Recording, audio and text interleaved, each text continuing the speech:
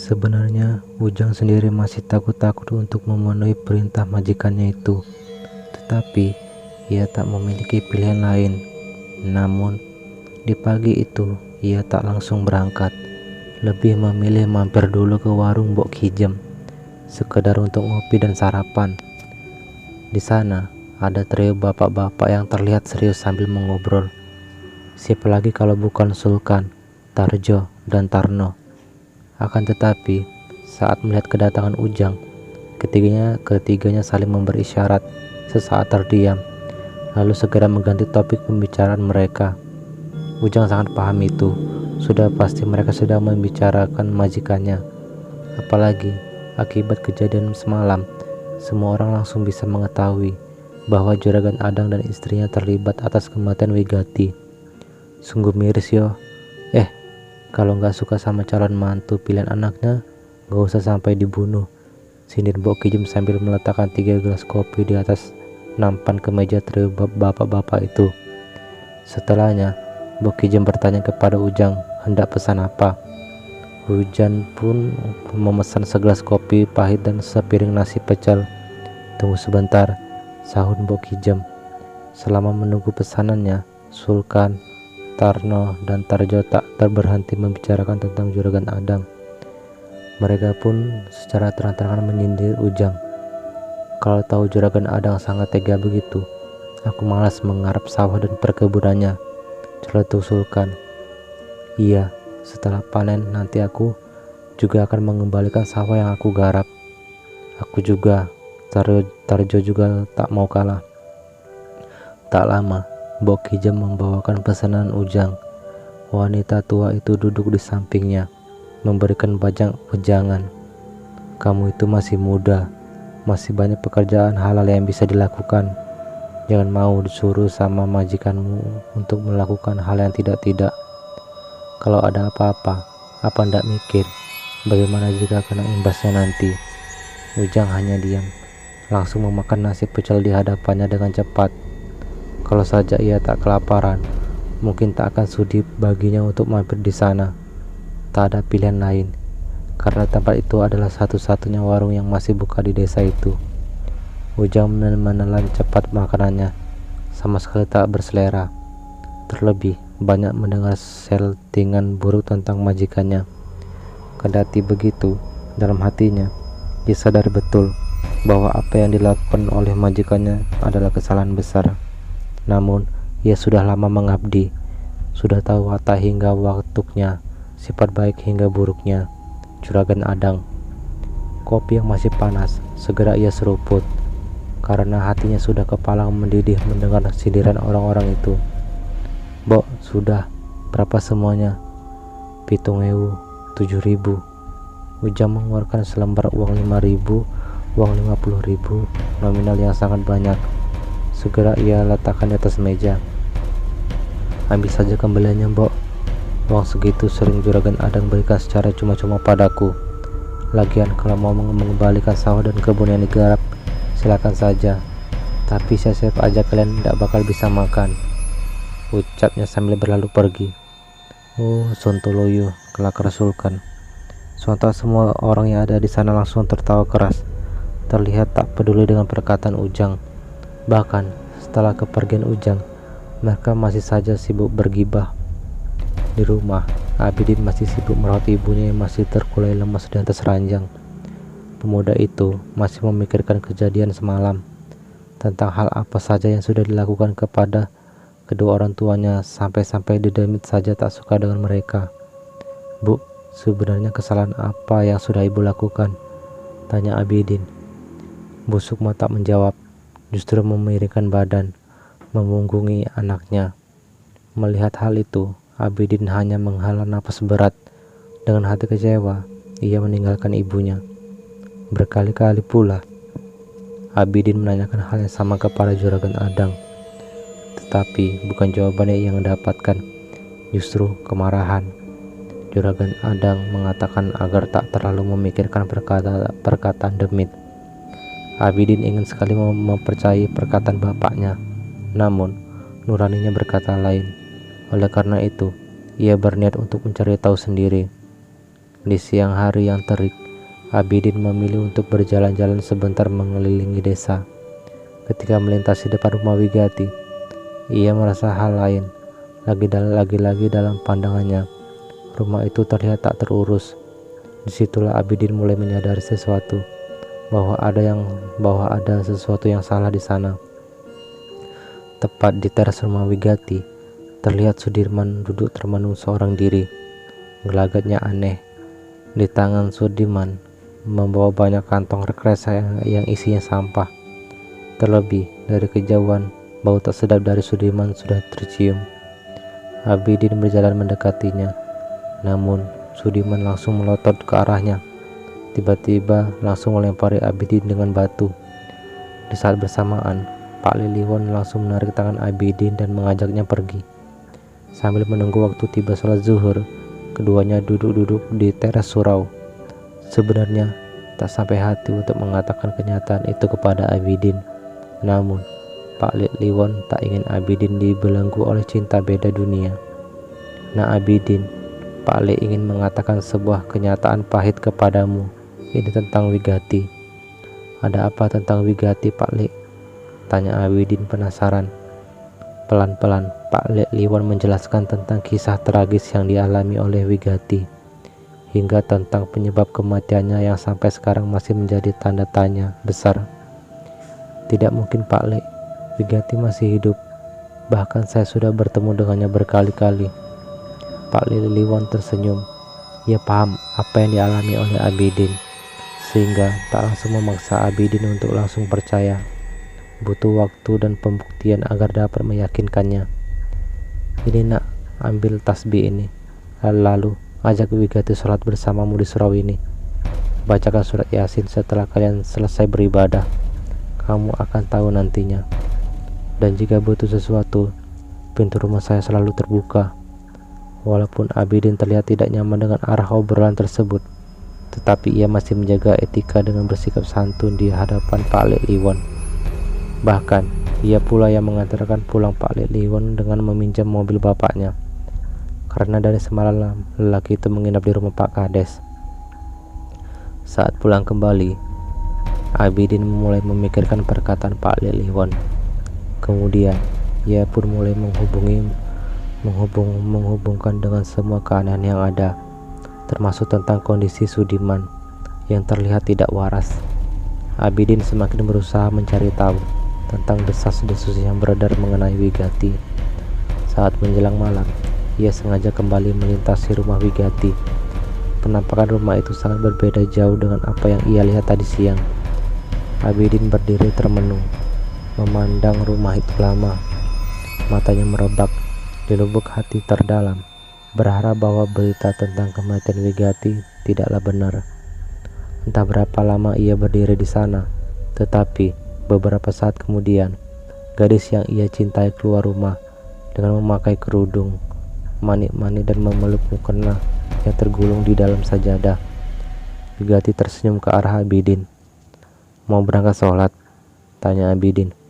Wigati hanya mengangguk. Kemudian keduanya saling berjalan beriringan.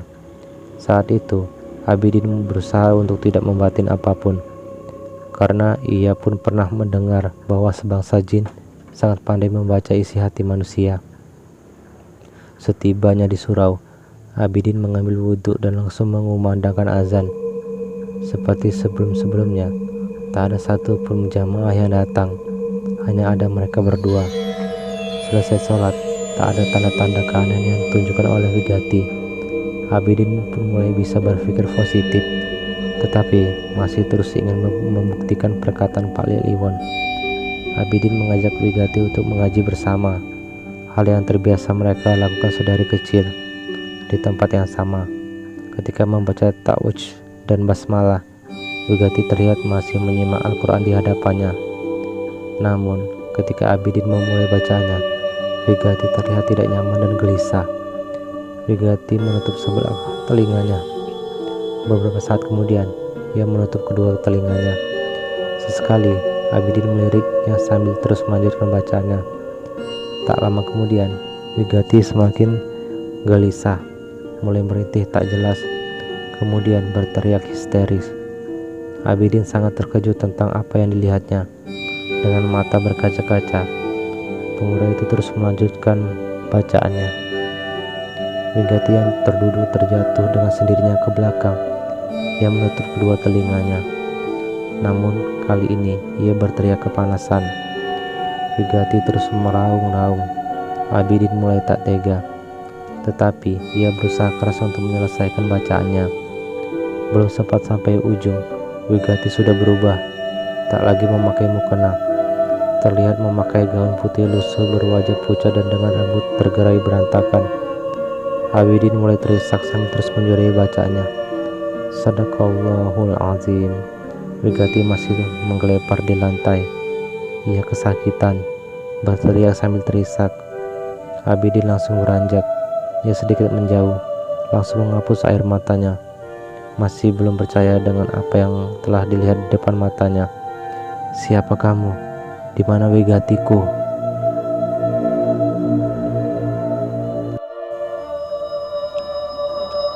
Wigati dengan wujud yang berbeda terlihat lemas. Ia masih merintih kesakitan. Kemudian menangis terseduh-seduh. Katakan, di mana Wigatiku? Tanya Abidin dengan suara yang lebih keras. Wigati tak memberikan jawaban apapun. Dengan cepat justru langsung menghilang dari hadapan Abidin. Pemuda itu terduduk lagi. Bahunya terguncang. Sudah tak mampu lagi menahan kesedihannya. Ia terisak sambil terus membaca istighfar. Selama ini mencoba menutup telinga dengan desas-desus yang beredar, tetapi tak menyangka bahwa semua itu adalah kenyataannya.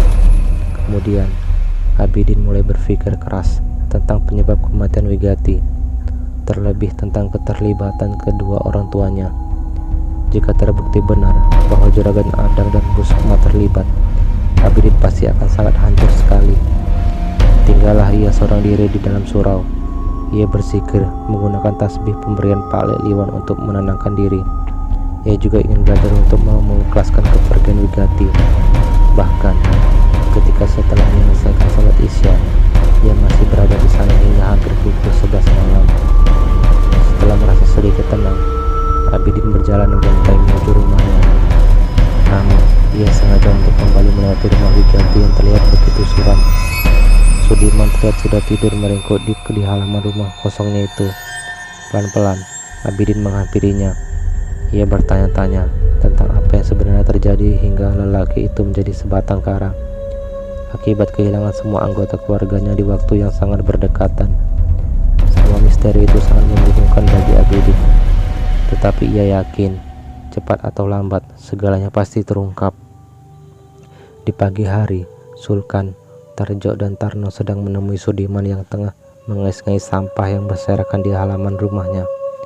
Ketiganya terpaksa menahan mual akibat bau busuk yang teramat menusuk hidung dari tubuh Sudiman.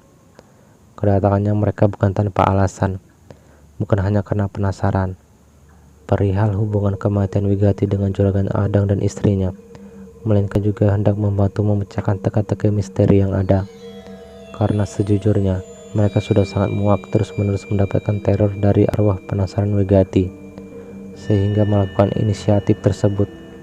Man, Sudiman, ini lu sarapan sama kopi, ucap Tarno sambil mengeluarkan bungkusan kresek di hadapan Sudiman. Mata lelaki itu terlihat berbinar, langsung menyabar cepat, duduk di pojokan dan makan dengan rakus. Ini juga buat minum, tambah Tarjo sambil memberikan sebuah kendi berisi air segar. Sudiman manggut-manggut karena mulutnya masih penuh dengan makanan.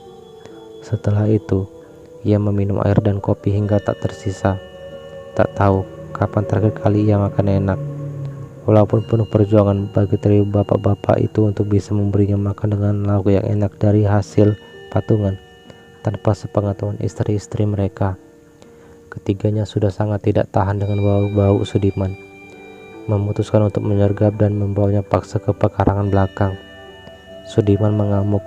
Ketiga orang itu memegangi erat. Sulkan bergegas menimba air pada sumur yang ada di halaman belakang rumah Sudiman. Kemudian dengan cepat mengguyur badan Sudiman, sampai-sampai Tarno dan Tarjo ikut basah kuyup. Sudiman terus memberontak, apalagi setelah rambutnya mulai digunduli paksa. Tetapi ketiga orang itu tetap sigap merapikannya. Mereka juga yang menggantikan pakaian Sudiman. Kemudian Sudiman bergumam dan mengomel tak jelas. Badannya masih menggigil kedinginan. Ketiganya kembali melakukan pendekatan dengan memberinya sebatang rokok. "Nyoh, rokok," ucap Tarno. Sudiman terlihat meringis, kemudian menerima rokok tersebut. Setelahnya, interogasi ala trio bapak-bapak dimulai. "Man, masih ingat ndak tentang sikap Juragan Adang si Sontoloyo itu yang menolak keras hubungan Wigati dengan Abidin?" tanya Sulkan. Sudiman masih sibuk mengisap rokoknya. Kemudian ia mengangguk hingga berkali-kali. "Apa mungkin ya, Man, kalau Juragan Adang yang menyuruh orang untuk menodai Wigati sampai membunuhnya?" lanjut Sulkan. Kali ini Sudiman langsung terdiam. Ia membiarkan puntung rokoknya berjatuhan tanpa mengisapnya, seperti tengah mengingat sesuatu. Lalu mata tua yang berkerut itu terlihat memerah. Setelahnya Sudiman membuang rokoknya dengan aneh. Ia memukuli dadanya sendiri bertubi-tubi. Sudiman kembali memberontak ketika dipegangi. Kali ini Sulkan, Tarjo, dan Tarno menjadi kewalahan.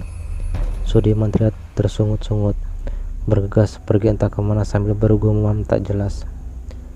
Trio bapak-bapak itu membiarkannya pergi, karena sudah paham pasti tidak mudah untuk bertanya kepada orang yang sudah kehilangan kewarasan. Namun, dari sikap yang ditunjukkan oleh Sudiman, mereka sudah dapat menyimpulkan bahwa memang besar kaitannya apa yang sudah dilakukan Juragan Adang kepada Wigati. Hanya saja mereka masih perlu mencari tahu dan membuktikannya. Malam kembali datang dalam hitungan yang terasa lebih cepat. Berbeda dari sebelumnya, Sudiman terduduk diam dengan tatapan kosong, hampir tak melakukan apa-apa, walaupun sekali menggaruk tubuhnya sana-sini. Sampai larut malam, ia masih terdiam di sana. Kemudian ada sepoi angin malam yang menyapanya. Hembusannya lumayan kuat. Seiring dengan angin tersebut, menggema suara tangisan. Sudiman gelagapan, terlihat mengedarkan pandangan untuk mencari sumber suaranya. Setelahnya hening, namun tak lama, ada embusan angin diiringi dengan suara tawa yang terkikik. Tiba-tiba, sosok Wigati sudah ada di depan Sudiman. Ia menyeringai. Di sela tawanya Wigati terus memanggil bapaknya. Entah apa yang ia inginkan.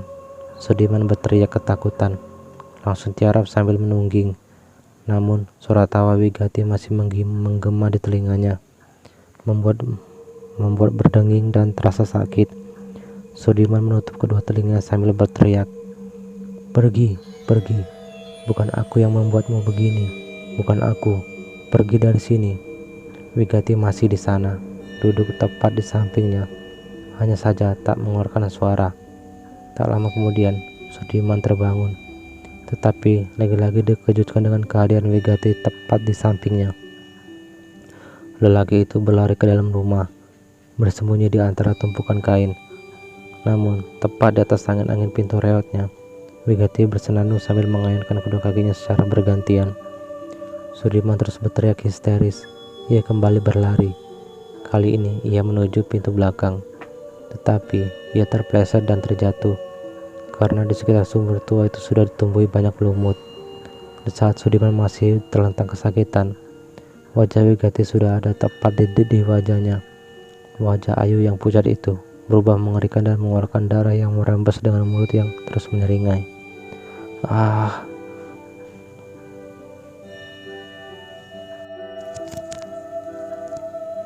Teriakan Sudiman memecahkan keheningan di malam itu. Saat sudah mulai menjelang pagi, lelaki itu berjalan sambil membawa banyak batu di kaosnya. Ia berjalan begitu cepat, kemudian berhenti tepat di depan rumah Juragan Adang. Ia berteriak, mengucap banyak sumpah serapah, sambil melempari rumah Juragan Adang dengan batu-batu itu. Kaca jendela rumah yang paling mewah di desa itu pun pecah. Bahkan genteng rumahnya ada beberapa yang hancur. Terdengar teriakan peringatan Juragan Adang dari dalam rumah, tetapi ia tak menyurutkan tindakan Sudiman. Ia terus melempari dengan batu, bahkan tak segan-segan menghancurkan pot-pot tanaman yang ada di depan rumah Juragan Adang. Mendengar suara berisik, Abidin hendak keluar, tetapi berhasil dicegah oleh bapak dan ibunya. Lalu secara bersamaan, tepat di atas pohon mangga yang tumbuh di pekarangan rumah mereka, terlihat Wigati yang duduk bertengger sambil mengawasi Sudirman. Namun sejurus kemudian, Wigati melotot tajam ke arah Adang dan Bu Sukma. "Wih," belum sempat melanjutkan perkataannya, sepasang suami istri itu sudah lari terbirit-birit memasuki kamar. Abidin kebingungan. Ia memanfaatkan kesempatan untuk keluar. Sementara di dalam kamar, Bu Sukma dan Juragan Adang belum menyadari atas keberadaan Wigati yang sudah tidur terlentang dengan mata mendelik tepat di bawah kolong tempat tidur mereka.